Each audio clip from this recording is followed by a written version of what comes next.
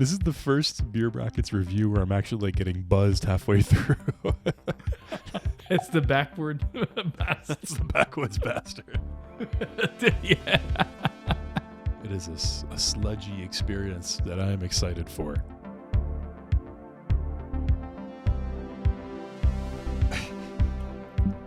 All right.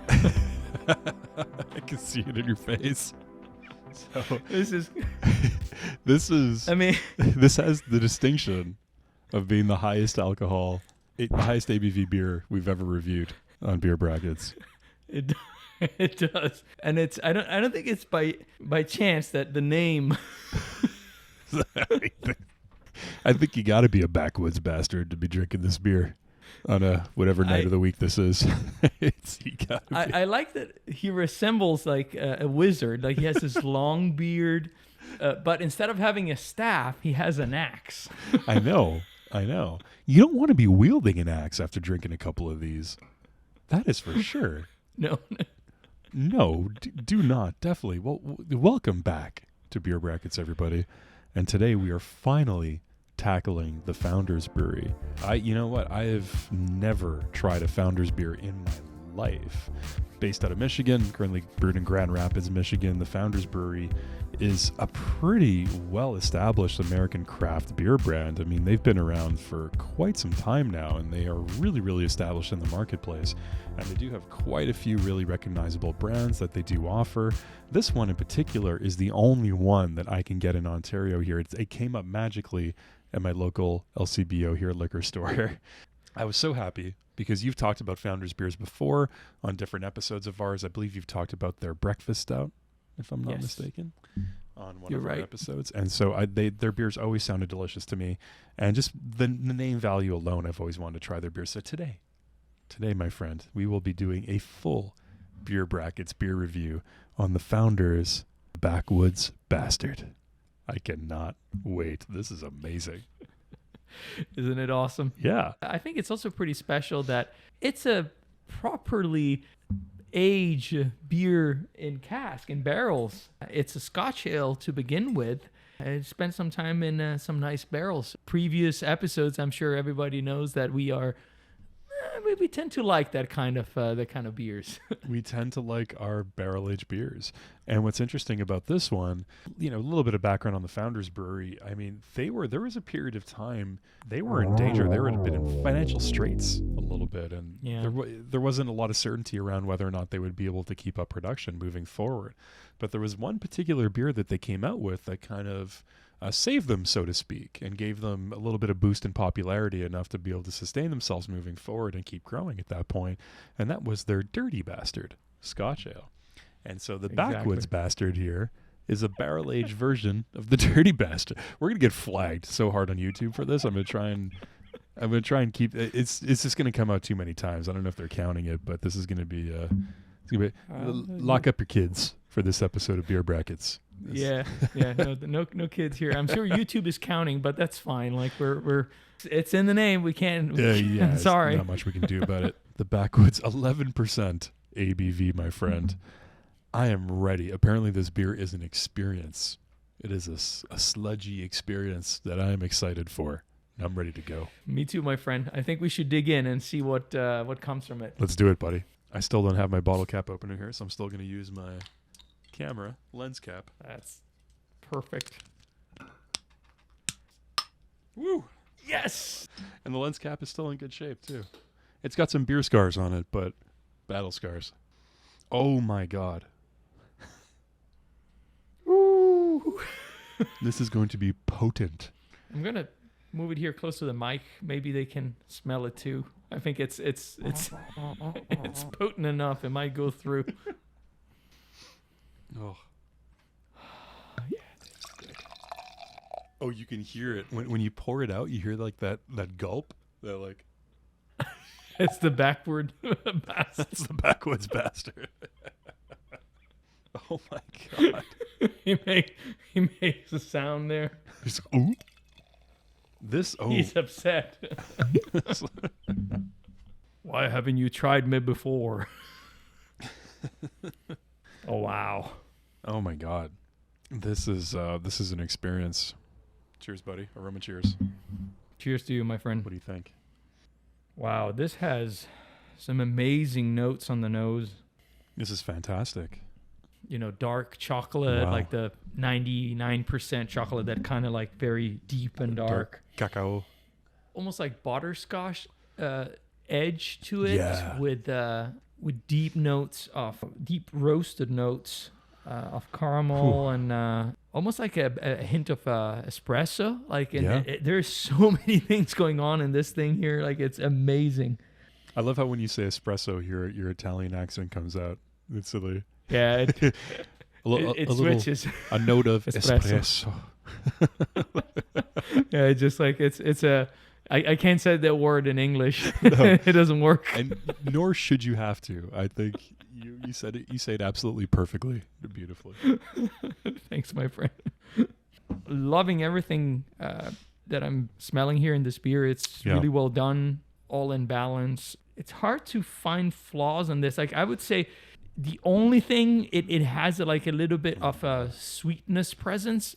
So I think that just for me, I'm going to stick with the 2.5 to start. So I'm going to start cautious here. What do you think, my friend? It is very heavy on the sweetness. I'm kind of like, I'm a little blown away by this beer right now. I've never smelt a beer like this. This is a completely unique aroma for me. And I've tried a lot of barrel-aged beers, not a lot of barrel-aged Scotch ales. I've had a few, mostly barrel-aged stouts, but the character that you get off this one is just unbelievable. I think you nailed it with butterscotch, dark chocolate, bourbon, even more specifically Scotch. I'm almost getting like a very sort of like a peaty Scotch off it a little bit too. There's some smokiness there, some dark roasted characteristics. This is absolutely, I cannot wait to taste this beer, and that's the biggest indicator of a perfect aroma for me, man. It's a 3 on 3. This is unbelievably delicious. I'm excited. I'm ready to go. Cheers, buddy. Cheers to you, my friend. Let's go in for a taste. Let's go.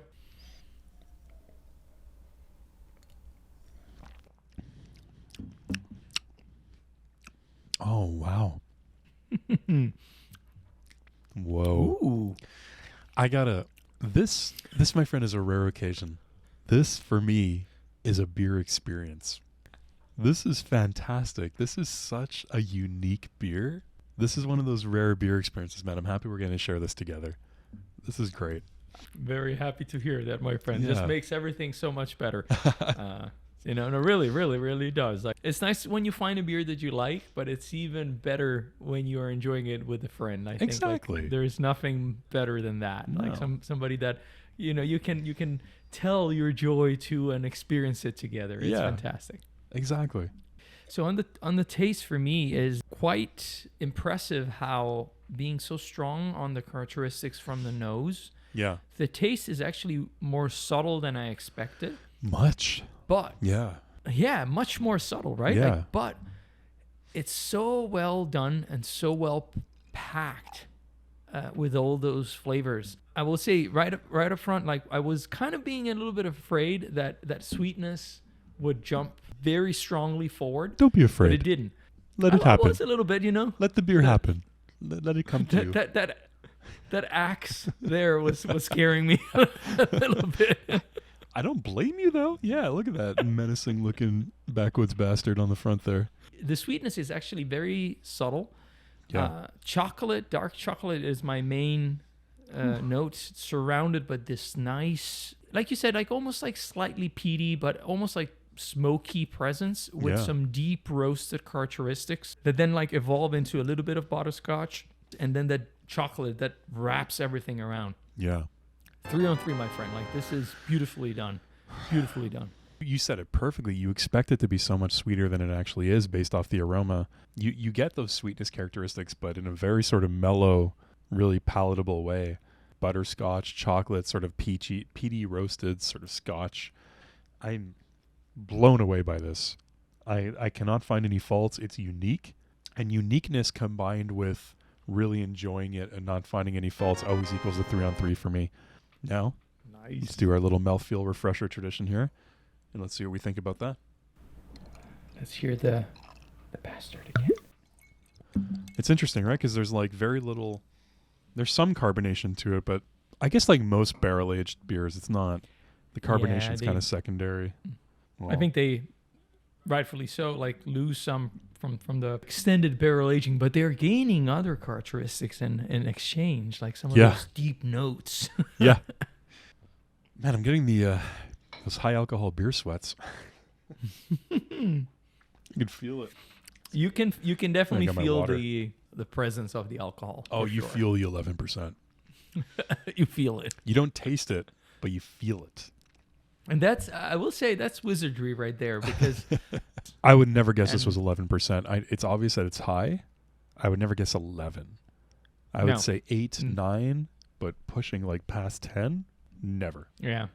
It's impressive. And the mouthfeel reflects that a little bit, in the sense that a lot of times, heavy alcohol beers have this super dense stickiness, oiliness. Yeah. That's what I was expecting. I was expecting this to be like syrupy. Right? Even their breakfast stout like has like that rich presence, right? Yeah. But this one here, probably because starting from a Scotch ale, has a different kind of approach. And I like that. I like that it has like this almost like a light presence on the palate, still being very rich. Carbonation obviously is there, but it's just almost up front. Yeah. And then it disappears. You know what, my friend? I'm going to stick here with the 3 as well, because I think it's well done. For considering 11%, this is a wizardry. What do you think? It's definitely wizardry. There's no doubt about it. Oh, man, I'm feeling it. I'm getting like a buzz. Just off like a third of a beer here. I mean, the mouthfeel is, for me, it's the most irrelevant part of this beer. I don't need a mouthfeel off this beer. I don't need that to be a part of it. I'm not looking for crisp carbonation. I'm not looking for creaminess. I'm not really looking for any kind of character there to define what this beer is. For me, this beer is all about the aroma and the taste and the finish. That's what encapsulates this. And the mouthfeel is kind of nothing original. There's nothing spectacular there. There's nothing unique. For what it is, it's fantastic, because with this high alcohol percentage of a beer, there's nothing that's too, like, it's not tingly. It's not acidic. There's nothing that burns a little bit. There's nothing that like makes you think that this is this high in alcohol. So for that, like you said, it's wizardry, but it's not like something that stands out as a mouthfeel enough for me to give it a 3. So I'm going to go with a 2.5. I think that's where I'm going to stick. Very high, very extremely high score, but not quite a 3. It's not by the finish. The finish on this beer is something. What do you think? Finish is surprising, my friend, as any other part of this beer. And that's probably why it's a backwoods, because you don't know exactly what's happening in the backwoods. No, the backwoods are the secret woods. You don't know what beers are being drank in the backwoods and what's going on back there. Exactly. Probably usually Busch Light, I would imagine. But Busch Light seems like a backwoods. Yeah. In my mind, that's the backwoods beer. But no, this is kind of changing that. It's shining through. That's what you're thinking, huh? It is. It's shining through the dense backwoods that were once occupied by Busch Light, and now this, in my mind, is the backwoods beer. Yeah, exactly. That's what we were thinking, but now, like, see, we have a different perspective here. Whew, we're going to hurry up with this. I think I'm going to have to take a nap soon. Yeah. This is heavy. It's intense. This is heavy. It's heavy. I have to take a beer nap at some point. I will say, we can't blame them for not being clear. I mean, if you missed the percentage, if not anything, the name, I will say. I think this is the first Beer Brackets review where I'm actually like getting buzzed halfway through. This has never happened before. Ever. This is awesome. That freaking Backwoods Bastard. But yeah, what to say about the finish? I like how a lot of the characteristics that I got from the nose and on the taste are still present. So you have a little bit of that chocolate, still that like almost dark roasted character that surrounds everything. A little bit of smokiness. So again, all the elements are there. That stickiness that is sticking around is not bringing it up enough to get to a 3. Yeah, there is kind of like stickiness there, right? I'm just loving this. I'm loving every sip of this. The only thing on the finish I find is that there's you taste the alcohol in the finish, which is expected. Yeah. I can't think of another high alcohol beer where you don't taste the alcohol in the finish. It's wizardry when they can mask it in the taste and the aroma and the mouthfeel. It always comes out on the finish though, right? So I don't necessarily want to fault it for that because it's normal, especially for an 11% beer. But you can definitely, you get that acidity, that kind of bitterness a bit on the finish that's expected. That butterscotch sort of peaty roasted scotch as well, the dark chocolate. I'm loving the finish. I am going to go with the 2.5. I think a 2.5 is very fair. It's up there, my friend. Now, as an overall beer experience for the Founders Backwoods Bastard Barrel-Aged Scotch Ale, what do you think? Where all the intangibles come into play? I think with this one here in particular, I was kind of like in between the 2.5 and 3. And I'm really, I can't state this enough. Like, this beer is really an experience. It's something that if you guys haven't tried, you should experience it at least once, like to see what it is about, because it's quite unique. For me, I think the element that all comes down to is that slight sweetness that lingers through the experience. And while like on the taste and on the mouthfeel, like it kind of like there's other things that are masking it. Yeah. And to me, that's what's keeping it at that 2.5. I think I think the 2.5 is a fair score considering the wizardry that went into this beer, and maybe also a little bit of the fear for the axe. Yeah, a little bit of the axe fear. I'm teetering between two scores right now. I'm going to take one last sip. That's going to be the tiebreaker here, or the deciding factor, and then I'm going to give my verdict.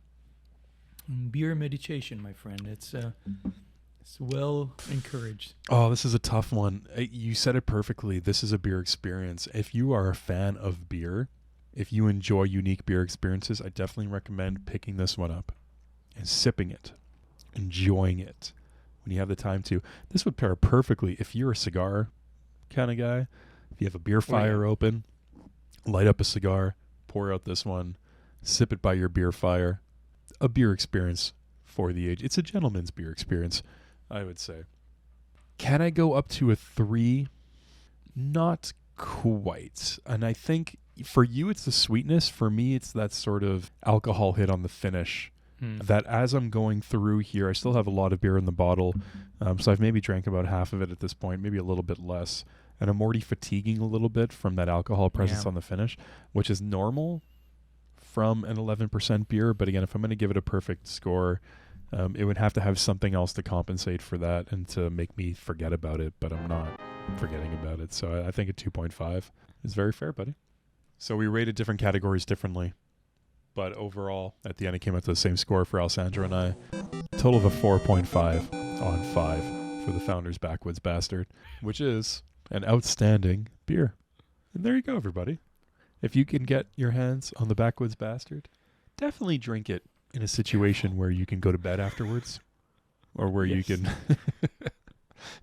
where you can just relax with some beer friends and not have too much to do. You'll feel that bastard is lingering. He's lingering there in the woods. With the axe. With the axe, just waiting for you. This was a fantastic, absolutely fantastic beer experience. I think that score reflects it perfectly. Thank you so much for joining us. Everybody, let us know down below. What do you think? Have you tried the Backwoods Bastard? Have you tried the Dirty Bastard? The pre-barrel aged version of this beer.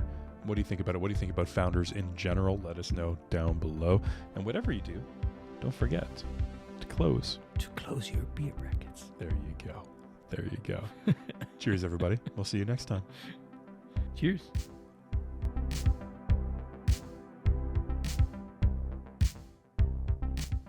I've got like a full body beer sweat going on. Oh, it's attacking from the inside. Oh, it's really shining through. Yeah. It's really shining through. I don't know if I can get up here. No, I think we need to sit down for a little while here. Can you Uber Eats cigars? That would be amazing. Just have them bring it in. Just bring it into the sets. Bring it into the pub. Yeah. Light it for us. Woo. This, how much did we drink? Not even half of it. I'm about halfway. Oh boy.